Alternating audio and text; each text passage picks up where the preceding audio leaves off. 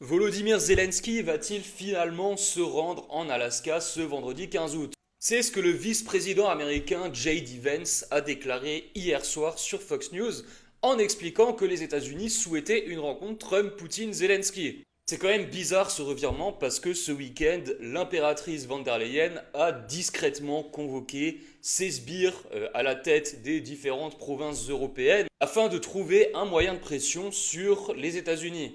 Et on peut compter sur nos chers médias afin d'essayer d'embellir le propos et d'essayer de nous faire croire que la diplomatie européenne existe encore, puisqu'ils ont déclaré ce matin dans le journal Le Monde que J.D. Vance aurait déclaré que l'Europe doit jouer un rôle plus important. Comprenez par là, on va continuer à payer des impôts pour financer la guerre en Ukraine. En réalité, qu'est-ce que le vice-président américain a voulu dire? Parce que oui, il ne faut pas jeter la pierre aussi facilement. Il a tout simplement voulu dire, et vous le voyez écrit en dessous, qu'il en a assez de voir l'argent du contribuable américain dépensé à l'étranger. Et il a tout à fait raison. En tout cas, il y a une chose qui est sûre, c'est que ces institutions qui sont nées durant la guerre froide, que sont l'Union européenne et surtout l'OTAN, sont dans une très mauvaise position.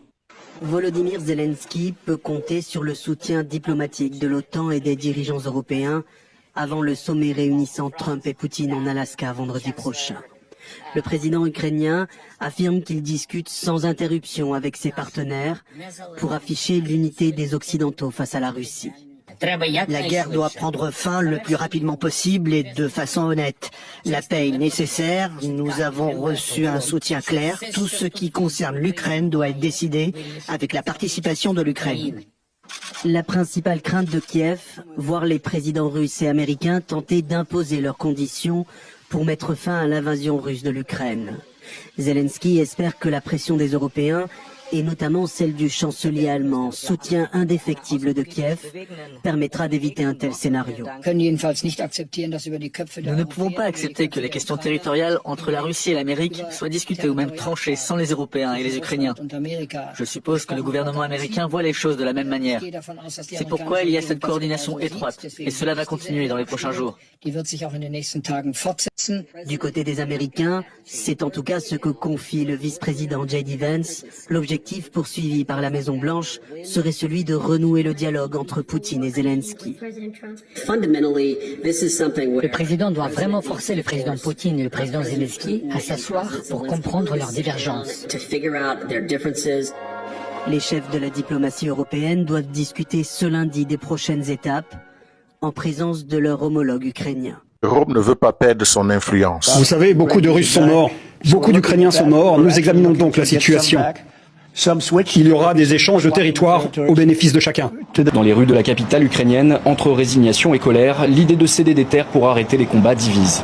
J'aime mon pays, je ne veux pas de compromis. Mais mon père se bat, ma mère vit sous les bombes. Je veux que ça s'arrête, même si je comprends que beaucoup vont perdre leur maison. Après l'annonce de la rencontre historique entre Donald Trump et Vladimir Poutine prévue en Alaska, un message clair s'impose sur la scène internationale.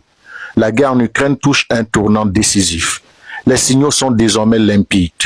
À Kiev, par exemple, on comprend qu'une issue négociée impliquera de céder une partie du territoire. Une réalité amère, mais que les responsables ukrainiens savent inévitable face à l'épuisement militaire et humain.